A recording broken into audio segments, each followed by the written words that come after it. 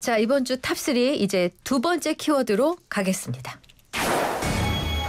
네, 두 번째 키워드는 한덕수의 거부권과 임명권입니다. 한덕수 권한대행이 어제 양곡관리법을 포함한 6개 법안에 대한 거부권을 행사했습니다. 여기서 주목받는 대목은 김여사 특검법과 내란 특검법인데요. 양대 특검법은 이 6개 법안이랑 좀 성향, 질이 좀 다르다. 그렇게 보고 문제가 있다라고 비판하는 분들이 있습니다. 본질적으로 권한을 행사하는 건 비슷한 거죠. 네. 왜냐하면 국회가 통과시킨 법안에 대해서 권한 대행이 어떤 판단을 하는가에 관한 것이니까 그건 원래 본래적으로 보면 대통령이 가지고 있는 권한이거든요. 근데 대통령이 직무정지가 돼서 권한 대행한테 그 권한을 행사할 수 있는 게 온 거잖아요. 네. 근데 그걸 어떤 판단을 가지고 할 것이냐 이제 이런 건데요. 굳이 구분하자면 양곡관리법 등 6개 법안의 경우에는 일종의 정책적인 판단과 조금 더 밀접하게 관련이 돼 있는 거잖아요. 그렇죠. 근데 예를 들면 특검법이나 이 내란 특검법이나 아니면은 김건희 여사 특검법 같은 경우에는 그거는 좀 더 적극적인 권한 행사에 가까울 수 있어요.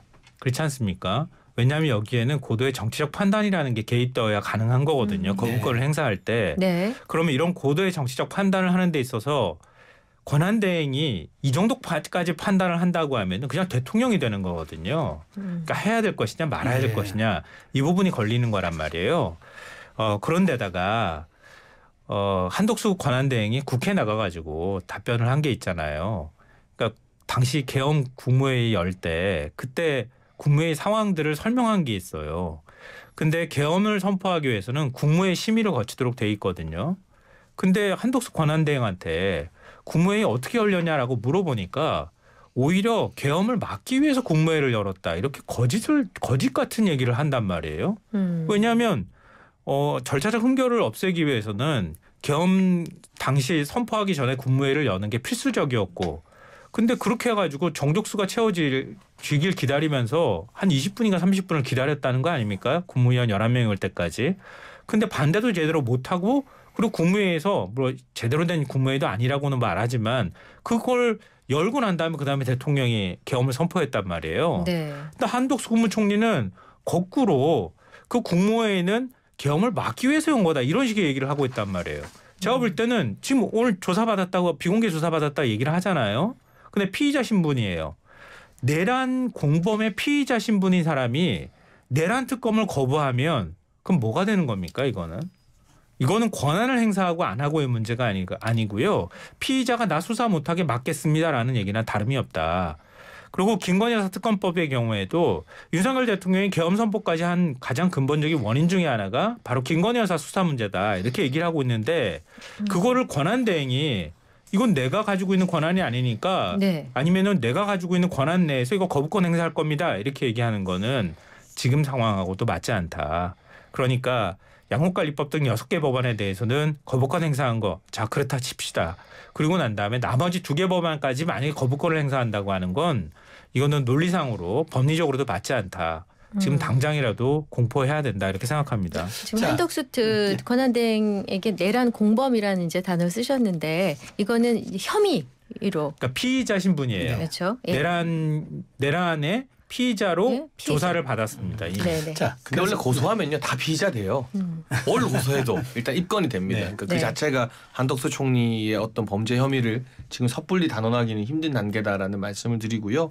저는 정책에 대한 거부권 행사, 제2요구권 행사는 민주당이 탄핵 못할 거라고 네. 생각을 했습니다. 다만 말씀처럼 정무적인 특검에 대한 제2요구권 행사나 헌법재판관 임명권에서 민주당과 의견이 달라지면 탄핵에 나설지도 모르겠는데 그런데 이 거부권을 행사하는 게 옳냐 그르냐 또는 재판관 임명을 하는 게 옳냐 그르냐 이전에 민주당이 탄핵을 한다고 하면 200명이 필요한지 151명이 필요한지도 지금 유권 해석이 다르거든요. 이게 법적 명문화된 규정이 없어서. 네네. 저는 제가 이 한덕수 권한대행의 권한에 대한 이야기는 지난주에도 많이 했던 것 같고 이 차제에 권한대행의 어떤 법적 권한에 대해서 여야가 머리를 맞대면서 이걸 제도화하는 것도 꼭 필요하겠다라는 네. 생각도 들고요. 네. 또 탄핵 사태 또 만들라고요? 아니 뭐 어찌되었든 우리가 벌써 세 번째니까 우리가 벌써 세 번째니까 제도가 없어서 계속 불필요한 시시비비가 따르니까 정치인들 사실 지금 뭐 이 탄핵 정국 핑계로 일도 안 하고 있는데 뭐라도 좀 네. 제도라도 합의했으면 좋겠고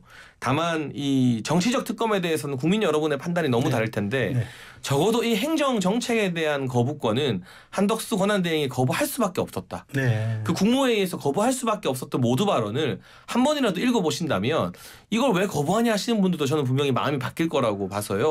저는 이런 부분 이 나라에 굉장히 큰 영향을 끼치는 중요 정책에 대한 부분은 민주당도 이게 특검이나 이런 정치적인 건 아니잖아요. 좀 네. 여야 합의하고 머리를 맞댔으면 하는 바람이 있습니다. 자, 근데 그래서 이게 그래 가지고요. 제가 구체적인 법안에 대해서 뭘 잘못했는지에 대한 시각을 안 드러낸 거예요. 그러니까 저 말씀하셨으니까 제가 말씀드리는 건데요. 양국관리법도 안 하려고 하니까 안 하는 이유로 100가지를 된 건데 하려고 하면 할 이유도 100가지를 될 수 있어요. 그리고 증언감정법도 역시 마찬가지고요. 그러니까 지금 우리가 시간이 모자라니까 네, 구체적인 그거에 대해서 법안을 정책에 대한 네. 얘기 또 나중에 하기로 네. 하고 그래서 네. 그리고 한 번을 안 지고 넘어가세요. 아니요. 정말. 그리고 네. 권한대행이 이렇게 권한을 행사한다고 하면 그럼 네. 헌법재판관도 임명하라고 좀 얘기해 자, 그래서 그 질문을 내가 드리려고 네. 했으니까 네. 한 권한대행이 이제 거부권 행사했으니까 헌재 임명권도 행사해야 한다는 게 민주당 주장인데 저는 전례가 여당은 다르다고 또 봐요. 임명 네. 권한이 없지 않냐 이렇게 얘기하고 네, 저는 있거든요. 전례가 다르다고 봐요. 이게 아까 저희가 이야기한 것처럼 명문화 규정이 없잖아요. 네, 없죠. 그럼 앞에서 누가 어떻게 했는지를 참고할 수밖에 없거든요. 선례. 네. 그렇죠. 그런데 거부권은 고건 전 총리가 행사한 적이 있습니다. 이쪽 두 건 했죠. 그러니까 민주당 네. 당시에 총리가 행사했기 때문에 민주당이 권한대행이 왜 거부권 행사하느냐고 시비를 걸기가 좀 어렵습니다. 그런데 황교안 전 권한대행이 어제 국회에서 인터뷰하고 기자회견했거든요. 네. 본인도 권한대행일 때 박근혜 전 대통령 직무정지일 때는 임명 안 했다. 그리고 나는 장관도 안 했다. 내가 행사하는 최소한의 임명권은 뭐 차관 정도였다라고 말을 했어요. 네. 그리고 박 전 대통령이 완전히 탄핵되고 거리가 되었을 때야 임명권을 행사했다고 네네. 하거든요.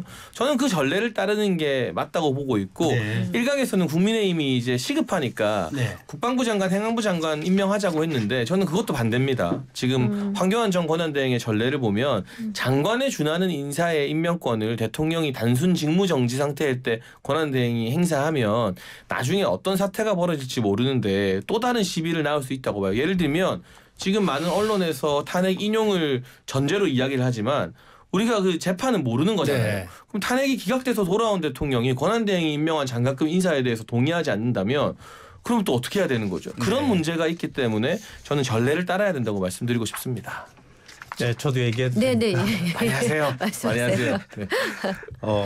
박근혜 전 대통령 그때 탄핵 국면에서는요. 탄핵 소추안이 국회를 통과한 게 12월 9일이에요. 네. 그래서 헌법재판소가 본격적으로 탄핵 심리에 들어가게 되거든요. 근데 당시에 박한철 헌재소장이 임기가 끝나는 게 1월 31일이었어요. 네. 근데 헌재소장을 지금 지명을 해야 되는 상황이었단 말이에요. 네. 근데 박한철 소장의 경우에는 대통령 몫이었어요. 그러니까 권한대행이 대통령 몫의 헌법재판관을 임명할 수 있느냐, 더군다나 헌재소장을 임명할 수 있느냐, 이게 논란이 됐던 거예요. 한창 탄핵 심리가 한 달 이상이 진행되고 있는 상황에서 또 재판관을 임명해야 되는 상황이었단 말이에요. 네. 근데 지금은 어떻습니까? 헌법재판관은 333이거든요. 그러니까 대통령, 대법원장, 국회 이렇게 3명씩 추천할 수 있도록 돼 있는데요. 지금 국회 몫의 헌법재판관을 헌법재판관 3명이 공석인 거예요. 네. 탄핵 심리도 본격적으로 아직 네. 들어가지 않았고요. 그러니까 경우가 다른 거죠. 지금 이런 경우에는 국회를 통과하면 그럼 보통의 경우는 대통령이 거부권 행사하지 않고 그냥 임명한단 말이에요. 왜냐하면 국회 몫이니까요.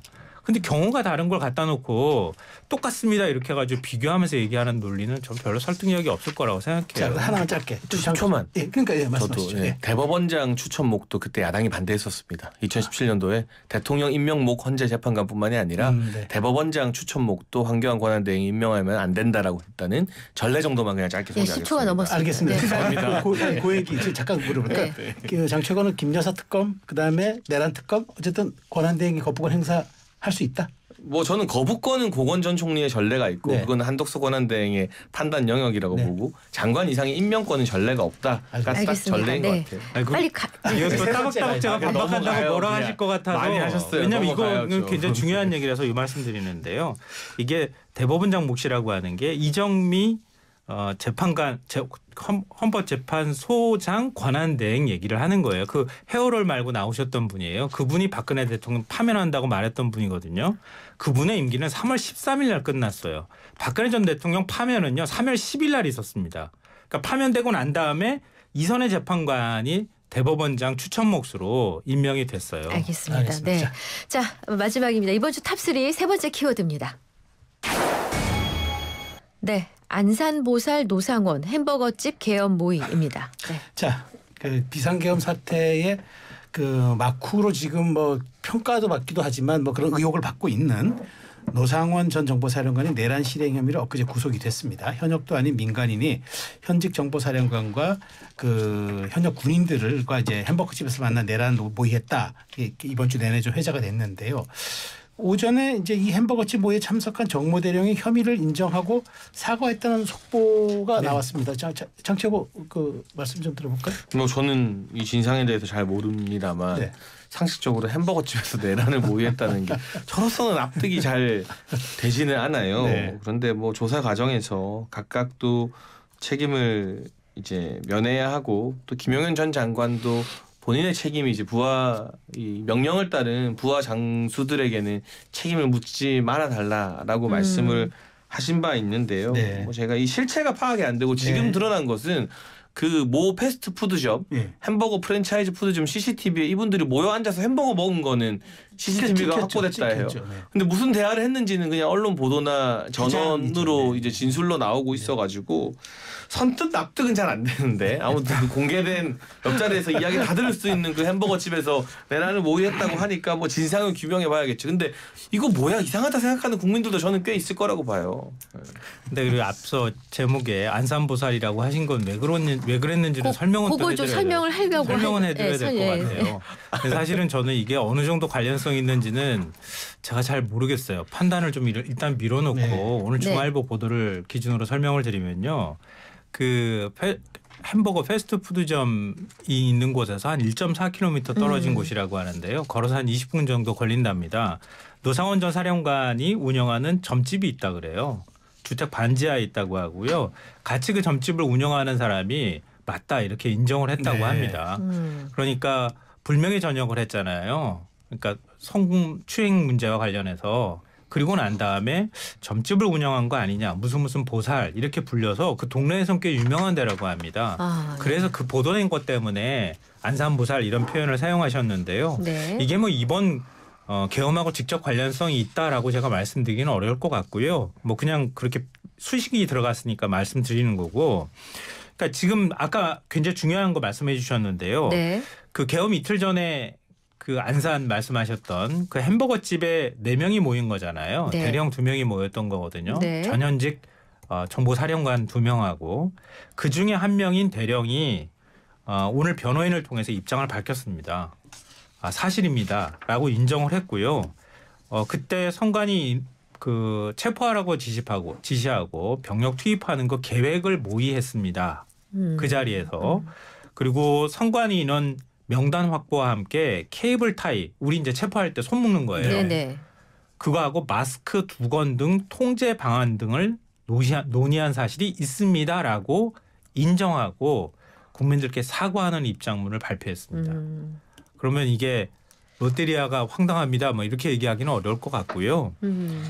정보사인 사람이기 때문에 도감청에 굉장히 민감하고 도감청에 민감한 사람들은 보통 이렇게 시끄러운 자리에서 중요한 자리 그 얘기들을 한답니다. 그러니까 이거는 뭐 그런 상황을 좀 아는 분들이라면 잘 아실 거예요. 그런 사람들일수록 눈에 안 띄는 장소를 선택했을 가능성이 있다고 봅니다. 그러니까 이 모임의 회동에서 선관위 장악 지시나 이런 게 없다고 부인하기는 쉽지 않은 상황이다라고 생각합니다. 하나 더 질문 드릴게요. 노상원 전 정보사령관 이분 민간인이잖아요. 김용현 전 국방장관이나 혹은 이기갑 여단장을 직접 전화해서 불러서 뭐 기갑 여단장까지 대기를 시켜놨다라는 이 부분은 또 어떻게 해석하세요? 와 이것도 내용이 길어가지고 다 제가 설명을 드릴 수 있을까 모르겠어요. 그러니까 근데 견해만. 오늘 그 중앙일보 기사 문장만 제가 그대로 말씀드릴게요. 김용현 전 장관의 귀를 붙잡았고 다른 한 손으로는 인사 민원 등을 미끼로 현역 군 장성들을 쥐락펴락했다. 이런 표현을 사용합니다. 언론에서. 그러니까 군 인사에 지금 김용현 전 장관과 굉장히 군 시절부터 밀접한 관계를 맺었다 그래요. 네. 그러니까 육사 3기 후배라고 하는데요. 네. 그러니까 김용현 전 장관이 소령일 시절에 대통령 집무실 경무하는 수방사 55 경비대대 작전 과장을 지냈는데 그때 55대대 대위로 근무했답니다. 그때부터 아주 막역한 사이였다고 하고요. 박흥열 육참 총장 비서실장을 김용현 전 장관이 지낼 때 네. 그때 김 전 장관 추천으로 노상원 씨도 비서실 산하 정책부서 과장급으로 근무했고 네.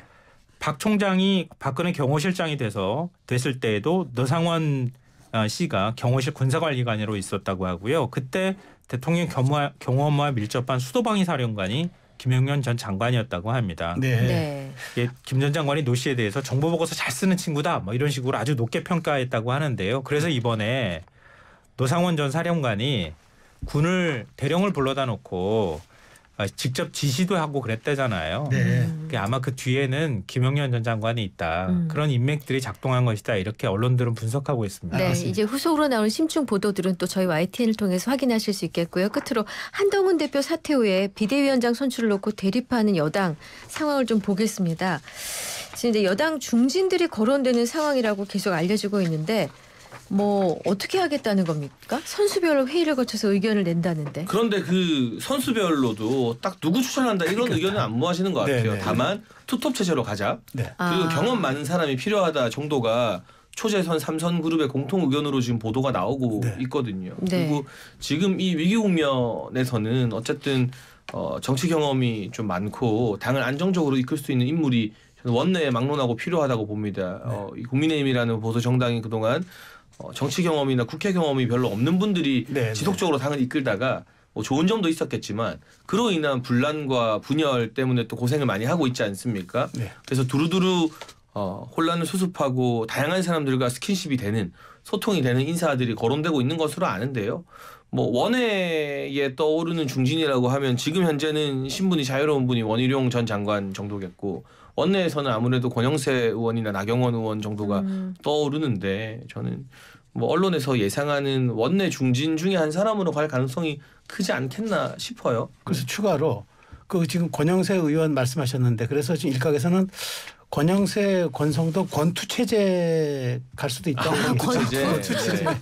그 어떻게 보세요? 참 사람들 기가 막히게 이름을 잘 지어요. 근데 저는 권투 체제의 장점도 네. 충분히 있다고 봐요. 네. 그리고 권성동 대표가 좀 전투력 있는 스타일이라면 네. 권영세 네. 의원은 제가 대선 때도 대선 네. 본부장으로 모시고 일해봤지만 굉장히 차분하고 또 네. 진중한 스타일이거든요. 그러니까 그렇죠. 서로 약간 불과 물처럼 잘 조화가 되는 스타일인데 뭐 제가 지금 예단하기는 힘듭니다만 네. 어쨌거나 우리가 그동안 정치 경험을 너무 무시한 바 있어요. 네. 신선하고 참신한 걸 너무 아, 중시하다 보니까 네. 정치 네. 경험이 중요하다는 것을 좀 깨닫는 국민의힘이 되고 있는 것 같습니다. 네. 알겠습니다.